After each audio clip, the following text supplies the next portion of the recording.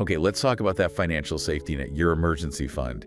It's absolutely crucial, right? For those unexpected things life throws at us. Definitely. Job loss, car trouble, you name it, it's got to be there. But here's the thing. If that money's just, sitting in a standard savings account, earning practically zero interest, inflation is just quietly chipping away at what it can actually buy.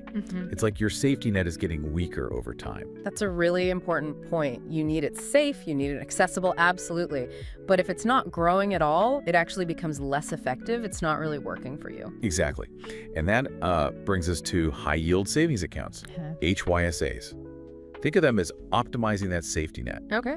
They offer much, much higher interest rates, the APY, but they keep your money just as safe and easy to get to. It gives your savings a fighting chance against inflation. Right, so it's not just sitting idle. And in this deep dive, it's really based on insights from a guide focused specifically on this, how to maximize that emergency fund growth, but safely. Yeah, making a smarter choice for a really critical part of your finances. So let's break it down. Why HYSAs for the emergency fund? Well, the biggest reason, obviously, is those higher returns, the APY. We're not talking just a tiny bit better. No, it can be significant. It can be like 10 times, 20 times, sometimes way, way higher than what you get in a traditional savings account.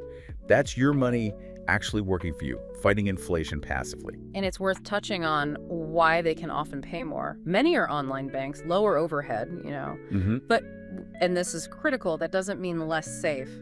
The absolute must-have is FDIC or NCUA insurance. Non-negotiable. Absolutely. That federal insurance, it protects your principal, usually up to $250,000 per depositor per insured bank. You have to check for that. For emergency money, safety is paramount. Foundational. Okay, so safety, check. What about getting your hands on the money? Accessibility. Also key, with HYSAs, your funds are available through electronic transfer, ACH usually. Right, the standard bank transfer. Exactly. And typically, that means the money lands in your linked checking account in about 1 to 3 business days. Which, for most actual emergencies, is plenty fast enough. It's not like money tied up in stocks you have to sell. Right. And there's actually a psychological benefit too, don't you think? Yeah. Keeping it separate. Oh, definitely. Often an HYSA is at a different bank than your main checking. That little bit of friction. Yeah. It stops you dipping into it for, like, random non-emergency stuff.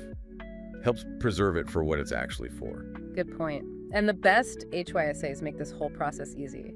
You shouldn't be paying fees just to hold your emergency cash. No way. Look for accounts with $0 in monthly maintenance fees? Seriously.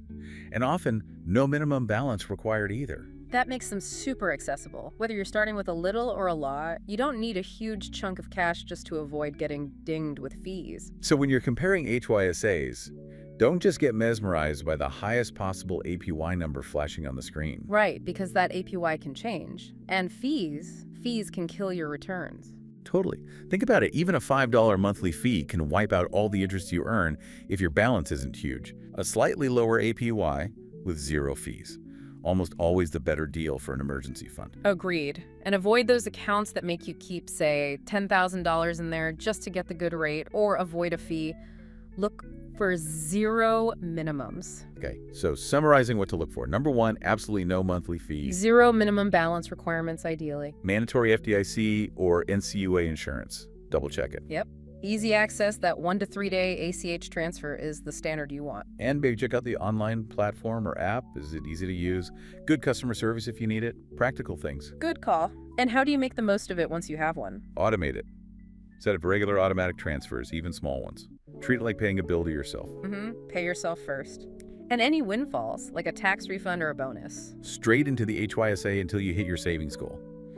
And remember to check in maybe every 6 months or once a year. APYs change. Make sure your rate is still competitive and review your overall savings goal. Yeah, that periodic review is smart. And the difference this makes isn't trivial. The source we looked at mentioned someone moving $5,000. Oh, yeah. From basically a zero interest account to an HYSA earning, say, 4.5%. They earn around $225 in interest that first year.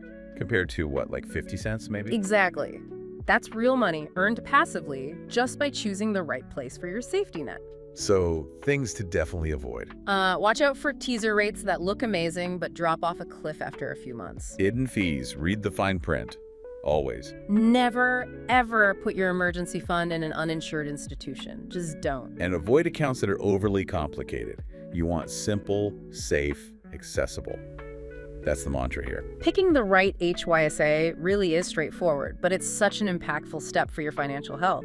Your safety net stays safe, stays accessible, and it actually earns something meaningful. Helps it keep up with inflation. It reminds me of that quote, often linked to Einstein, Yeah. about compound interest being the eighth wonder of the world. Right. He who understands it earns it. He who doesn't pays it. Let that compounding work for you, your emergency fund.